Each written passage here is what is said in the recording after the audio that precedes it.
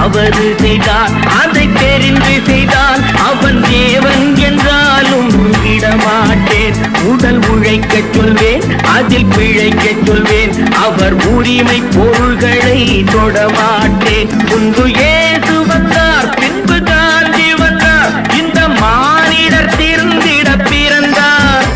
இவர் திருந்தவில்லை மனம் வருந்தவில்லை அந்த மேலோர் சொன்னதை மறந்தார். அந்த மேலோர் சொன்னதை மறந்தார்.